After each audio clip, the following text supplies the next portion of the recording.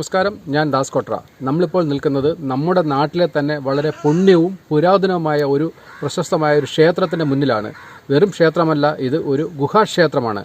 നമ്മുടെ നാട്ടിലെ കൊല്ലം ജില്ലയിലെ അഞ്ചൽ കോട്ടുക്കൽ എന്ന് പറയുന്ന സ്ഥലത്താണ് ഈ ഗുഹാക്ഷേത്രം ഇപ്പോൾ ഉള്ളത്. നമുക്ക് ആ ക്ഷേത്രത്തെ ഒന്ന് കണ്ട് ഒന്ന് ചുറ്റിക്കറങ്ങി വരാം.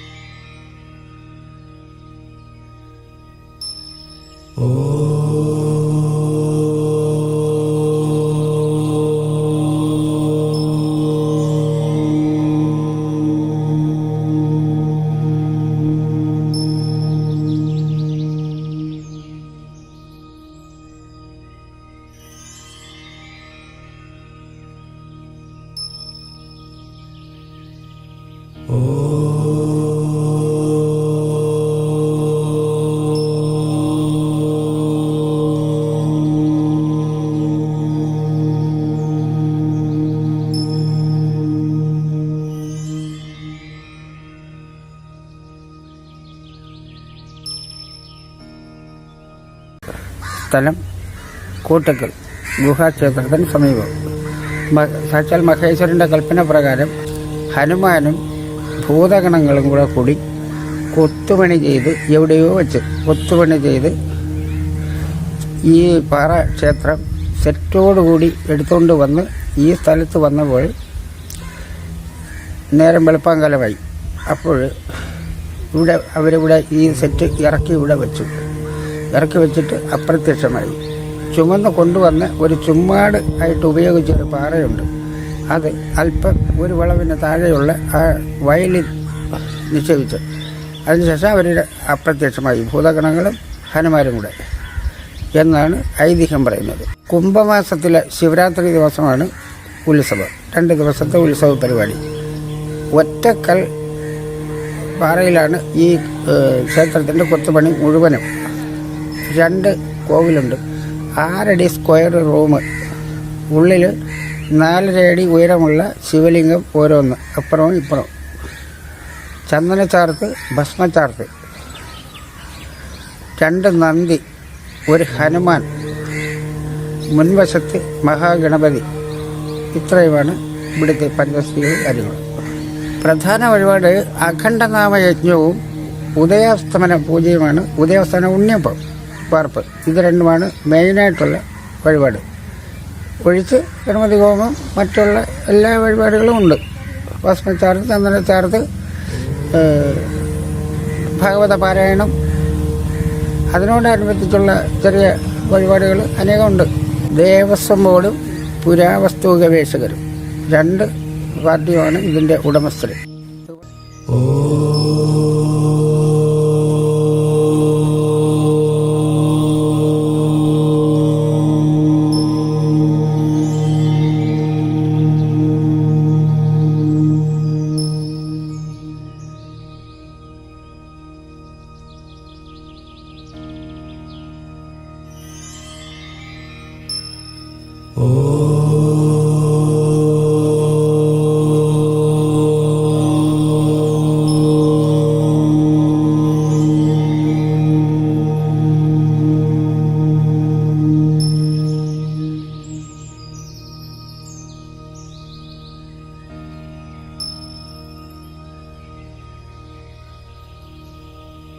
പിന്നെ ക്ഷേത്രത്തിൻ്റെ തെക്കുവശത്ത് അയ്യപ്പ ക്ഷേത്രം, വടക്കേറ്റം നാഗർ ക്ഷേത്രം, ആർത്തമണ്ഡപം എന്ന് പറയുന്നത് അല്പം കിഴക്കോട്ട് കറിയാണ് ആർത്തമണ്ഡപം.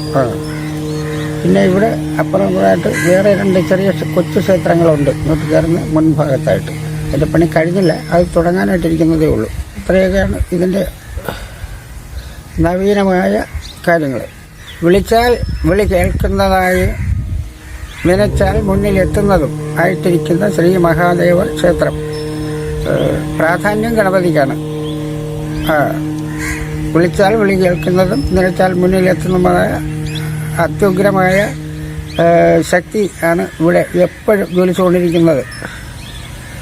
ഈ കിണറ്റിലെ വെള്ളത്തിന് തന്നെ ഒരു പ്രത്യേകതയുണ്ട്. ഏത് രോഗത്തിനും അത് ഉപയോഗിക്കാം. ടൂറിസ്റ്റുകൾ അനേകം ഇവിടെ വരാറുണ്ട്, രോഗികൾ അനേകം വരാറുണ്ട്. ഈ കിണറ്റിലെ വെള്ളം ഉപയോഗിച്ച് കഴിയുമ്പോൾ അവരുടെ രോഗത്തിന് പെട്ടെന്ന് തന്നെ ശമനം ഉണ്ടായി കാണുന്ന അനുഭവമുണ്ട്.